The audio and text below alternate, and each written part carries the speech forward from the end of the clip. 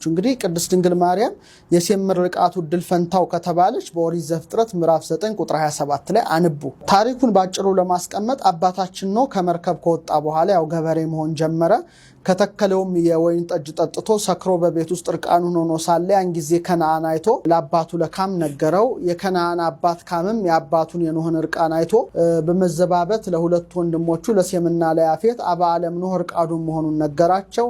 ያን ጊዜ ሴምና ያፌት ልብሳቸውን ጋርደው የኋሊት ሄደው አልብሰውታል። ያን ጊዜ ኖህ እንግዲህ ከስካሩ በነቃ ጊዜ በልጆቹ የተደረገውን ነገር አውቆ ምን አለ?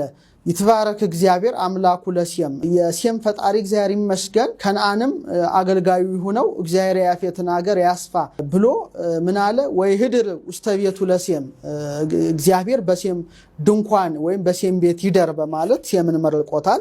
በኦሪት ዘፍጥረት ምዕራፍ 9 ከቁጥር 26 እስከ 27 ማንበብ ትችላላችሁ። ይሄውም ለጊዜው ቢደረግም ፍጻሜው ግን ኖህ የጌታ ምሳሌ አድርገውታል ሊቃውንት።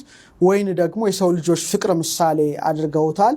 ኖህ በወይን ምክንያት ራቁትን እንደሆነ ጌታም በሰው ልጆች ፍቅር ተስቦ ራቁቱን በዕፀ መስቀል ተሰቅሏል ብለው የማቴዎስ ወንጌል ምዕራፍ 26 ቁጥር 35 ጋር ያነጻጽራሉ።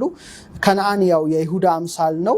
ካም የጸሐፍት ፈሪሳውያን አምሳል ነው። ከነዓን አይቶ ለአባቱ እንደነገረው ይሁዳም ለጸሐፍት ፈሪሳውያን ነግሮ ጌታን የማስያዙ ምሳሌ ነው። ማርቆስ 14 ቁጥር 43 አንቡ።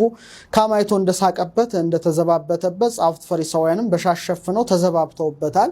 ሉቃስ 22:64 ማንበብ ትችላላችሁ። ሴምና ያፌት ልብሳቸውን ገፈው እንዳለበሱት ደግሞ በፀሐይና በጨረቃ ተመስለዋል። ፀሐይና ጨረቃም ብርሃናቸውን ተገፈው የጌታን እርቃን ሰውረዋል። ሉቃስ 23:44 በማለት እንግዲህ የብሉይ ኪዳን መተርጉማን ያብራራሉ።